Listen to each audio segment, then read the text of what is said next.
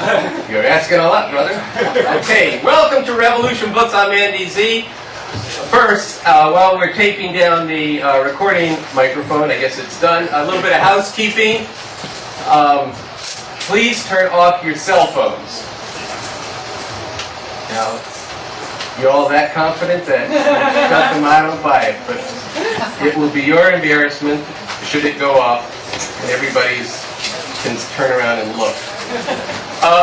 Second, there is no photography, video recording, or audio recording without prior permission from the bookstore. There are 2 video cameras here. We're going to endeavor to get this talk or these talks up online as soon as we can, hopefully tomorrow or if not the next day, so that people around the country who are as anguished as all of us are about what has just transpired can have the benefit of tonight's discussion.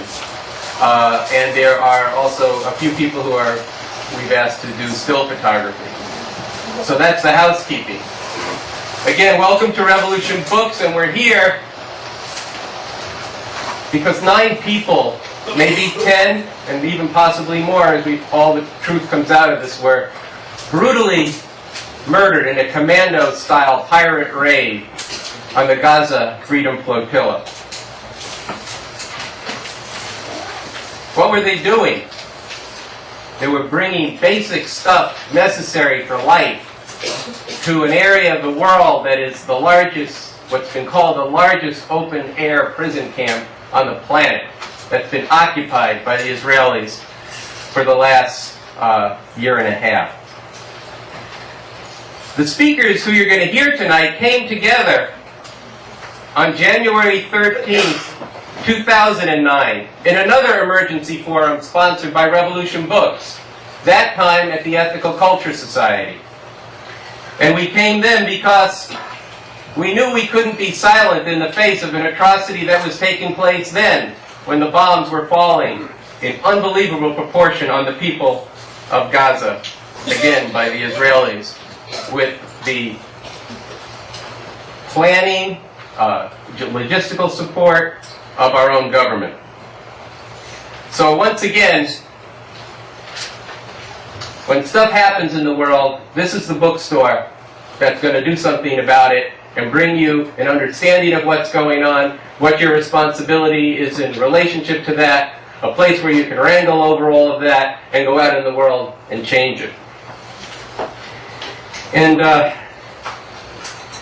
if you didn't get the message that this was a calculated act of just wanton aggression, I did want to pay a certain, I don't know what you want to call it, but tribute to Emily Henoshowitz, if I pronounced that correctly. She's a young student from Cooper Union who is with the International Solidarity Movement in Israel, and she went out with others right after this to protest. And what did the Israeli security forces do? They fired tear gas cannons point blank into the demonstrators, and Emily has lost her eye. She's an art student at Cooper Union, and her face has been reconstructed, but apparently she's going to live and tell the tale and be yet another living witness to what the state of Israel, with the support of the U.S., is doing in the world today. We have 5 speakers: Alan Goodman from Revolution Newspaper, Chris Hedges, who's an author, and I'll go into everybody's biography as I introduce them. Abin Jabara, who is the past president of the American Arab Anti-Discrimination Committee and a lawyer here in New York City. Joel Kovel, who's written a book, Overcoming Zionism, Creating a Single Democratic State in Israel-Palestine, and Adam Shapiro, who is a human rights activist and is actually one of the co-founders of the International Solidarity Movement. So this is and I'm Andy Zee, as I said, and I'll be moderating and occasionally speaking up during the course of this. So there's a diversity of perspectives that are going to be presented tonight. We're not all going to agree on everything, but we are clear about the necessity to condemn this atrocity, and in particular, coming from the United States. Our opposition to this must be heard in no uncertain terms. And this is something we do every day here at Revolution Books, and certainly in these emergency forums that we've put on.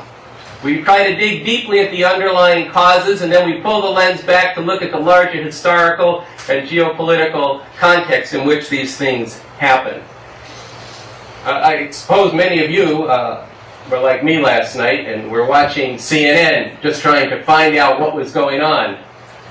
And we were treated to a split screen. 2 stories.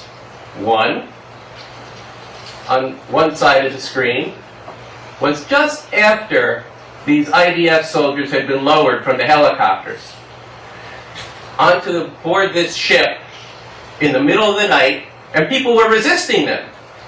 And on the other screen, you saw people tending to the wounded while you could hear the chaos in the background and orders being barked by the IDF. And so what was being put forward on CNN was, it's 2 stories here. 2 different narratives. This is a very convenient position. We talked about this last January, if you remember. When did that massacre start in Gaza? Did it start when the first missile flew? Or did it start when the Israelis came in?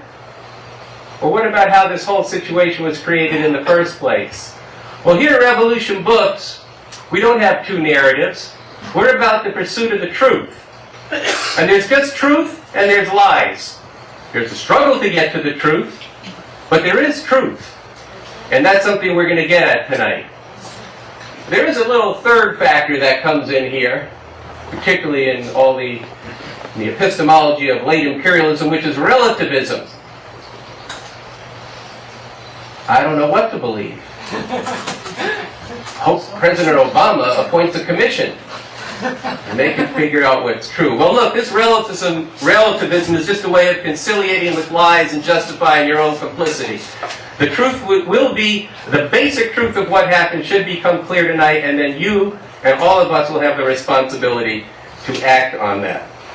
So with that, I want to introduce first Adam Shapiro. As I said, he's a founder of the International Solidarity Movement. He's intimately knowledgeable about and involved in the Gaza Freedom Flotilla. And I guess I did want to say one other thing. I was quite heartened this morning to hear that another flotilla has left from Italy to go to Gaza.